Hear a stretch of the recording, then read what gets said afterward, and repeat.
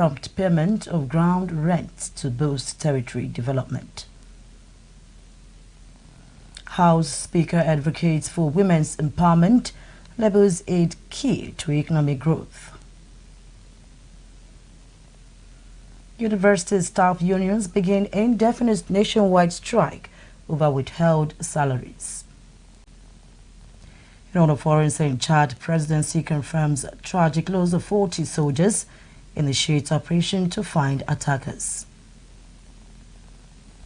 At in sport, Manchester United sacks Erik ten Hag as club drops to 14th place in Premier League.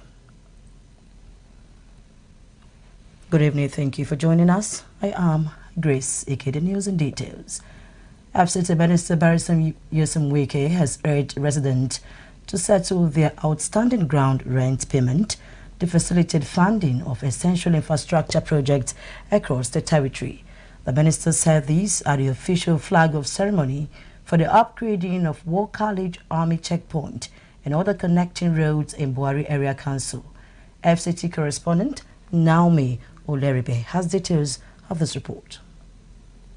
Minister of the Federal Capital Territory, Barrister Yusuf Wike, emphasized that fulfilling these financial obligations will enable the government to deliver on its promises of improved infrastructure and development. I said that people should hold those they have elected accountable. Those who have been appointed should be held accountable. When we came on board, I did say, when we are going around to all the area councils, I did say that under President Tinubu's administration, when he makes a promise, all you need to do is just to be patient that promise or promises will be fulfilled. In his address, Chairman of Buhari Area Council, Honorable John Gabaya, expressed gratitude to the minister for his dedication to the welfare of residents, especially in rural communities. He noted that the road upgrade will bring significant benefits, improve transportation and overall quality of life in the area. The present minister and the Honorable Minister of State that have found the people of Federal Capital Territory, I want to say it in the loud voice, that who would have been found nowhere, because we have the representatives in National Assembly that we have never known them till death. Say it anywhere with the loud voice that I said. The minister is expected to continue his visits with Kwali Area Council as the next stop for flagging of further infrastructure projects within the FCT. Naomi Oleribe, Adbn News. Speaker of the House of Representatives, Right Honorable Abbas Tajuddin, has stressed the need to empower women, noting that it is a necessary strategic move for economic growth. The Speaker Abbas said it is disheartening that females are low in number at the National Assembly. The Speaker made this known today at the International Legislative Dialogue on Women and the Constitution Amendment Process in Nigeria, which was organized by the House Committee on the Review of the Constitution in the nation's capital. This was, however, not the case at the current 10th National Assembly, as only 4 women were voted into the Senate out of the 109 total members, while the House of Representatives has only 16 women out of a total of 360 members. This development, you will agree with me, gives credence to the propriety of today's gathering, as it affords us the opportunity to discuss prevalent challenges hindering legislative actions and enhance awareness on the importance of temporary special measures such as legislated gender quotas, reserved seats, and political party quotas as gender-responsive approaches to enhancing political inclusion and participation of women in the country. As we engage in this international legislative dialogue on women and constitutional amendment, let us remember the pivotal role women play in shaping our society and the future for envision for Nigeria. For Nigeria the current numbers are disheartening. Since 1999, women's representation in our National Assembly has remained disappointingly very low. Despite notable contributions from Nigerian women across various sectors, only 20 of the 469 seats in our National Assembly are today occupied by women. This stark gap speaks not of a lack of capable women, but of institutional barriers we must all work to dismantle. I'm honored to lead the House Committee on Constitution Review, where we have proposed bills aimed at correcting the gender imbalance within government at all levels. One such critical bill, a bill for an act to alter the provisions of the Constitution of the Federal Republic of Nigeria 1999 to provide for a seat reservation for women in the National and State Houses of Assembly, HB 1349, alongside other 4 gender justice bills, are under consideration. This proposed legislation is designed to remedy the low representation of women by creating additional seats, specifically for female candidates in national and state legislature. There is a strong evidence all around the world that as more women are elected to office, there is an increase in policy making that emphasizes quality of life and reflects the priorities of families, of youth, of marginalized groups for a more effective social, financial, and political inclusion. In this context, the ongoing, and somebody could say historical, constitutional reform process presents a singular opportunity to leverage political inclusion by adopting an inclusive legal framework that promotes equal participation of all Nigerians, regardless of gender, ethnicity, age, and disability status. Women's inclusion in leadership challenges cultural norms and promotes gender equality, sending the message to society that leadership is not limited by gender. Women in political roles serve as role models, inspiring more Nigerian women and girls and young women to pursue education, leadership, civic education, and many more. And I'm a testament of that, being inspired by many women growing up in the ghettos of Accra. Senior Staff Association of Nigerian Universities and the non-academic staff union members have commenced indefinite nationwide strike to demand immediate release of their 4-month withheld salaries. SANU President Comrade Mohammed Ibrahim and NASU General Secretary Comrade Peters Adeyemi in a statement said they found it appalling that despite several ultimatums issued to the government, no positive result has come from the government. The two unions directed their members in all public universities and inter-university centers throughout the country to hold a joint congress in their respective campuses and proceed on an indefinite strike action, as no concession should be given in any guise. Recall that is 17 September 2023, the Joint Action Committee of SANU and NASU handed the federal government a 3-week ultimatum to pay the outstanding withheld salaries of the members or risks an industrial action. At the meantime, the federal government has reaffirmed its commitment to fully implement the new 70,000 naira minimum wage across all levels, ruling out any partial measures. Secretary to the Government of the Federation, Senator George Akume, made this disclosure today following a meeting with President Bola Tinubu at the Presidential Villa in Abuja. He emphasized that the new national minimum wage remains a priority for President Tinubu administration. Senator Akume also expressed satisfaction with the implementation levels, highlighting that some states have even gone beyond the 70,000 naira benchmark. He also urged governors who were yet to commence implementation to prioritize the payment of new minimum wage. And to other stories, Vice President Kashim Shettima has briefed President Bola Ahmed Tinubu on the state of affairs of the country during his 2-week working vacation. The Vice President briefed the President on Monday in his office at the State House, Abuja. It would be recalled that President Tinubu appointed a ministerial delegation to represent Nigeria at the 2024 Commonwealth Heads of Government meeting in Apia, following the cancellation of Vice President Kashim Shettima's scheduled trip to the summit. The Vice President trip to the summit was cancelled after a foreign object hit his plane during a stopover at JFK Airport in New York, which led to the grounding of his aircraft for repair in New York. And now talking agriculture, the Minister of Agriculture and Food Security, Senator Abubakar Kyari, has called for the creation of agricultural insurance and weather advisory decks at the community level to enhance adaptation and resilience to climate change among smallholder farmers. The minister in a statement said this initiative aims to promote a sustainable environment for agricultural investment, among other objectives.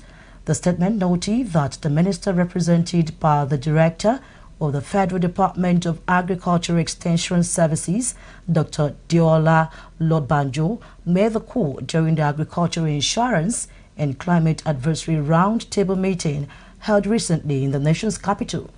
He pointed out that making weather advisory services available at the right time at the community level would reduce the effect of climate change on the agricultural ecosystem and boost production. The minister lauded USAID for its effort in strengthening social stability throughout social services and promoting a more market-led economy that has enhanced the nation's capacity as a responsible regional and trade partner. The Nigeria Police Force has urged citizens to refrain from using the office or the name of the Inspector General of Police, Kayode Ebetekun, to intimidate others. The force in a statement stated this while reacting to an alleged assault on an e-hailing driver by a member of the House of Representatives, Honorable Alex Ikweche. Reports say a viral video showed the lawmaker verbally and physically assaulting the driver for telling him to come out and get the snail the driver was meant to deliver to him.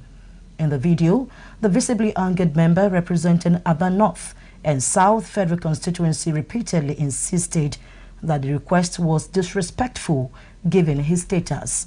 The command assured that its FCT division is actively handling the case, following Mr. Abu Tessia's official report to the Maitama Divisional Headquarters.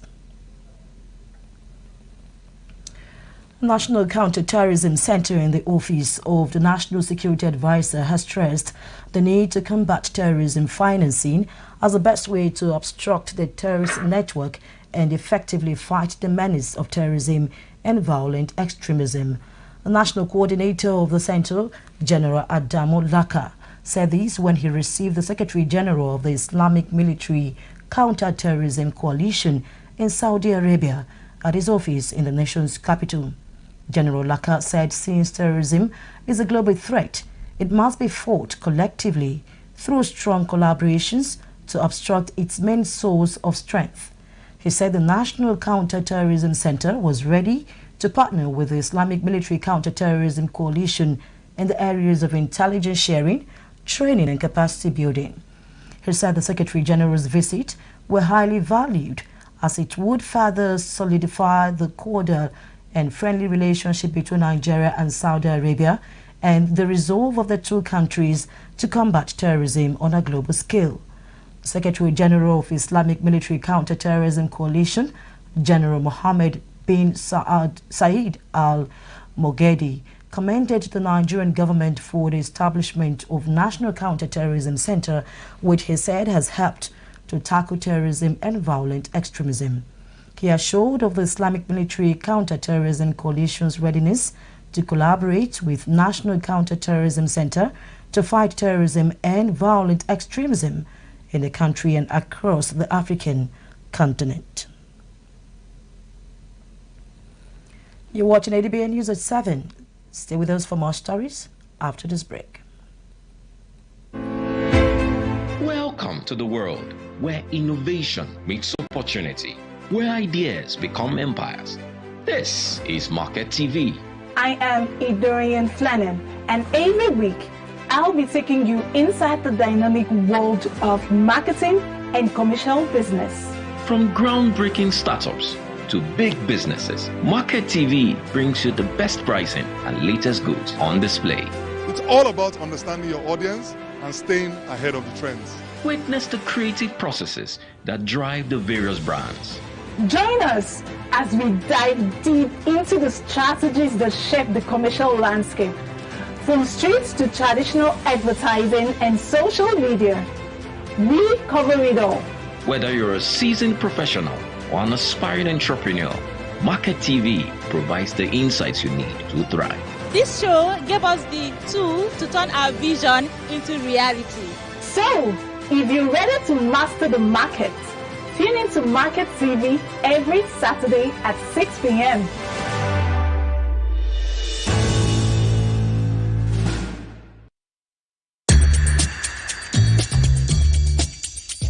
No matter wetin I see, enough fit make mouth heavy to talk am. That's now why people they talk. You know wetin dey worry you, but you no go fit take help yourself. In this kind of situation now, what if they really no talk to Ona? What will be the way forward? They go bury our chairman on Thursday. We go remain here. Make we talk good where we they see good, and where we know say we not they see good, make we also they talk am. No woman, no mother deserve to know the grave of his child.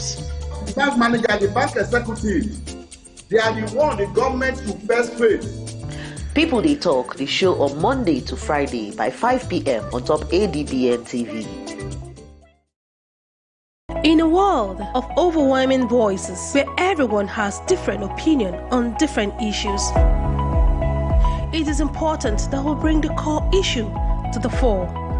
Join me, Nancy Banigo, on Softline as we lend our voices to inform and influence your thoughts and actions. This is not just mere talk, it is an invocative program that touches the core of our existence.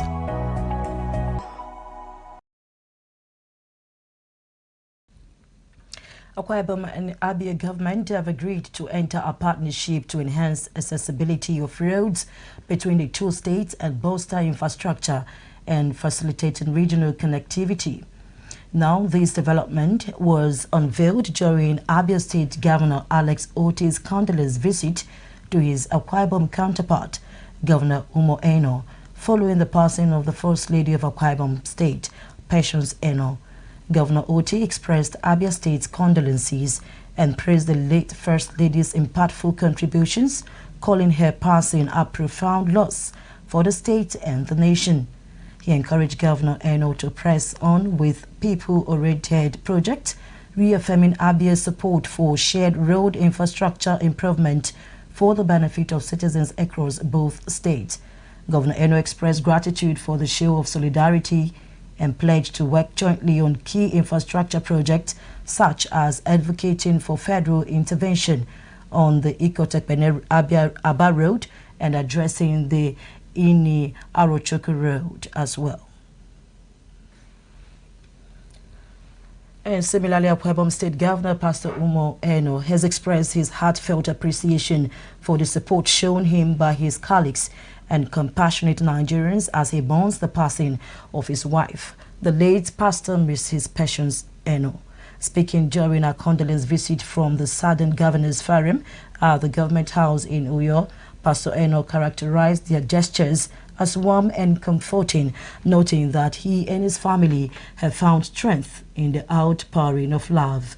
Reflecting on the life of his late wife, Pastor Mrs. Patience Eno, the governor emphasized that she had led a successful and fulfilling life over their 38 years together. He described her as a remarkable achiever and a woman of great faith, noting that she has been a tremendous blessing to both their family and the state as a whole. This is a lifetime mourning. It's not something you can put a closure because at every time you turn, you will always find out that there is a missing link. And we've been together for 40 years, 2 years of courtship, 38 years of marriage. And you just begin to wonder, she's the only one that understands me too well. The consolation is that she had done things that are memories and legacies will live on. And that's why one of the things that the Holy Spirit quickly put in my mind was to get our daughter, who had of course been our PA all through the campaigns, to quickly begin to coordinate the office. Because of the work she has started, I'm more interested in keeping memory of those work, our pet projects and all of that sustained. Speaking on behalf of the group, the chairman and governor of Ogun State, Dr. Dakpo Abiodun, encouraged the governor, first family and entire people of the state to be consoled by the good life the First Lady lived, assuring that the firm will continue to stand by the governor through the difficult time. We know that Pastor Patience was not just your wife, she was your praying partner, she was your friend, she was your companion, she was your sounding board. We can only pray that the Almighty God, who we cannot question, our God is a God of all seasons. He's the one that knows the end from the beginning. He's the one that has created us in his likeness. Mr. Mpotum Ufot made this known while interacting with newsmen on activities of the agency in Uyo. He stated that the agency staff have been dispatched to the affected councils since the last week after receiving instructions from the ministry in the state. The coordinator called on the people of the state to report any such cases to the nearest medical center for treatment. 6th Division Nigerian Army Rivers State says its operatives deactivated 3 artisanal refineries, arrested 5 suspects and recovered over 100,000 liters of illegally refined automotive gas oil, also known as diesel, in the Niger Delta region. The division's Assistant Director, Public Relations, Lieutenant Colonel Danjuma Jonah, in a statement in Port Harcourt on Sunday, said one illegal refining site at the Gema with a large dugout containing over 12,000 liters of stolen diesel was deactivated. Also, a large wooden boat was intercepted with over 7,000 liters of stolen liquid, while at the Bill General area in the Gema local government, 2 illegal refining sites, a wooden boat loaded with over 3,000 liters of stolen product were impounded. He said the feat followed a series of operations conducted in Rivers, Bayelsa, Akwa Ibom, and Delta State. Relatedly, the troops arrested 5 suspected oil thieves in an audacious attempt to compromise the Owando pipeline around the Obiafo oil field. Several items were recovered at the site, including 11 sacks of stolen product, 3 drilling machines, pillars, among others. Division's General Officer Commanding Major General Jamal Abdul Salam commended the troops for their resilience and charged them to continue to dominate the area. Operatives of the National Drug Law Enforcement Agency uncovered illicit substances at Igunuko Shrine located at Alpha Beach in the Aja, as well as an underground storage in Lekki area of Lagos during the weekend. The agency said the illicit substance, suspected to be Ghanaian loud, a strain of cannabis weighing over 2,700 kg, were recovered and 2 suspects were apprehended. Spokesman for the agency, Mr. Femi Babafemi, added that over 11,700 pills of tramadol, among others, as well as 64 bottles of codeine syrup, were recovered from an underground storage that one Mohammed Wanos Abdullahi dug in his bedroom at Marawa Coastal Road, Lekki Phase 1, Lagos. He said the underground storage was recovered during a raid of the suspect's residence, saying the storage was dug in his bedroom, covered it with padlocked iron slit and rug before putting his mattress on top to avoid detection. You're watching ADBN News at 7. Stay with us for more stories after this break.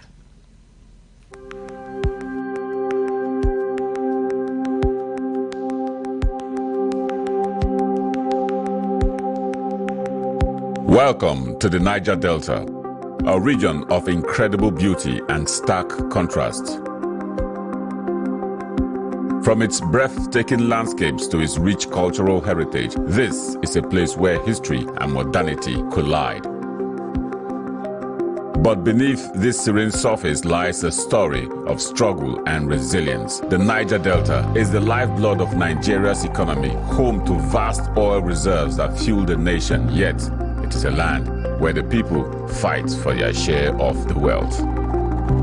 Join us on the program Niger Delta Today as we explore the heart of the Niger Delta, discover the vibrant cultures, the struggles for environmental justice, and the stories of the people who call this place home. This is the Niger Delta, a land of contrast, a story of resilience, a journey of hope.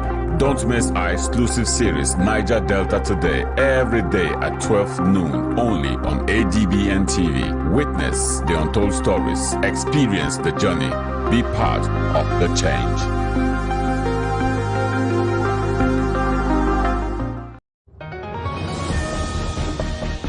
Step into the heartbeat of the world, where news meets real talk. From breakthroughs in diplomacy to humanitarian challenges and scientific milestones, Global Digest takes you beyond the headlines and straight to the heart of the matter. I am Amma Marcus. Be a part of the world unfolding stories at 3 p.m. on ADBN, channel 258 on DSTV, and Star Times, channel 140. Global Digest, your window to the world's current affairs, only on Advocate Broadcasting Network.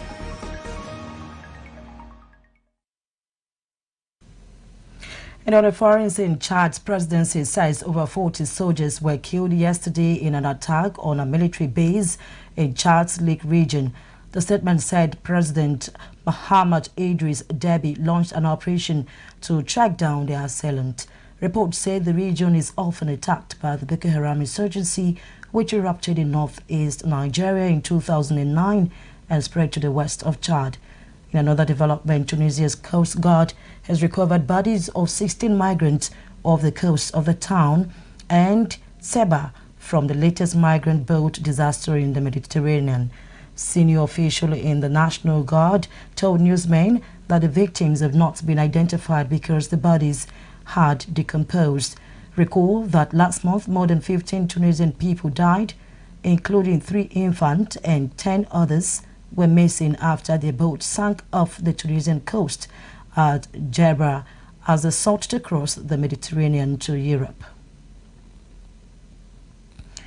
South Africa's health minister says the 6 children who died in a South African township earlier this month had ingested a chemical compound used in pesticides. Recall that local media reported that the children died after eating snacks bought from an informal corner shop in the Soweto township near Johannesburg. Reports say health officials are still waiting for the result of tests on swabs from informal township corner shop known as Paza shops in South Africa in Soweto as they try to establish where it came from. And now talking sport, Manchester United has parted ways with manager Erik ten Hag following a disappointing start to the season. And also, Ten Hag's tenure ended after Sunday's 2-1 defeat against West Ham, which left the club languishing in 14th place in the Premier League with only 3 wins from their first 9 matches. In addition, Manchester United is currently ranked 21st out of 36 teams in the Europa League table, having drawn all 3 of their opening fixtures. The Dutch manager was informed of his dismissal by the club's board on Monday morning, less than 24 hours after the loss to West Ham at the London Stadium. And also Ruud van, who joined the club as Ten Hag's assistant last summer, was being appointed as the interim manager. Nigeria's Flying Eagles have secured their place in the 2025 Under-20 Africa Cup of Nations, joining 9 other countries in this prestigious tournament. The Flying Eagles clinched their qualification on Sunday night during the WAFU B Championship held in Togo. They will now compete alongside Ghana, Senegal, Congo, and Sierra Leone. Other confirmed participants include the Democratic Republic of Congo, Kenya, Tanzania, South Africa, and Zambia. 2 additional teams will qualify from the Northern Africa region.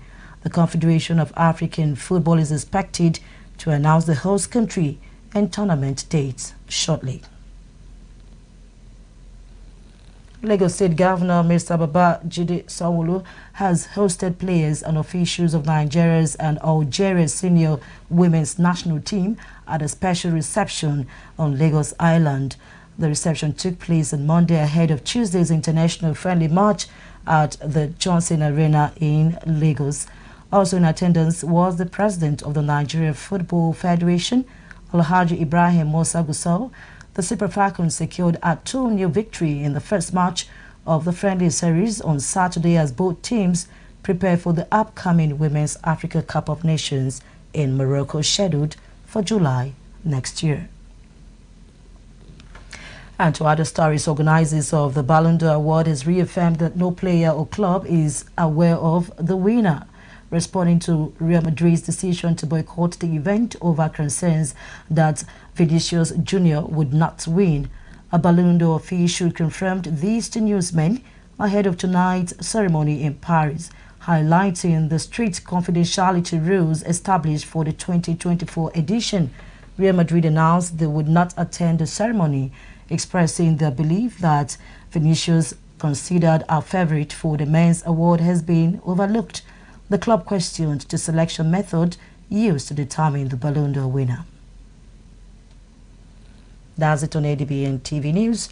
Remember to watch us live on DSTV channel 258, on Star Times, channel 140, Avo TV app, Limix World TV app, and Niger TV app. For more stories, visit our website on www.adbntv.com. You can also watch us live from every part of the world by logging on to www.adbntv.com/live. I'm Grace Ike. Thank you for watching. Good evening.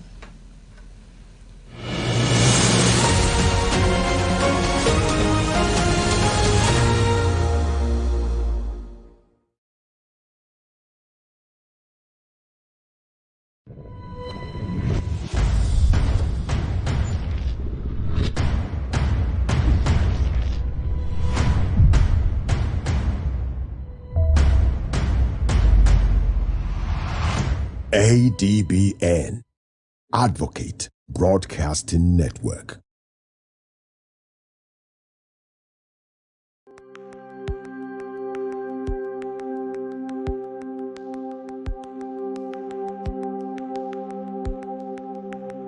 Welcome to the Niger Delta, a region of incredible beauty and stark contrast. From its breathtaking landscapes to its rich cultural heritage, this is a place where history and modernity collide. But beneath this serene surface lies a story of struggle and resilience. The Niger Delta is the lifeblood of Nigeria's economy, home to vast oil reserves that fuel the nation, yet it is a land where the people fight for their share of the wealth. Join us on the program Niger Delta Today as we explore the heart of the Niger Delta, discover the vibrant cultures, the struggles for environmental justice, and the stories of the people who call this place home. This is the Niger Delta, a land of contrast, a story of resilience, a journey of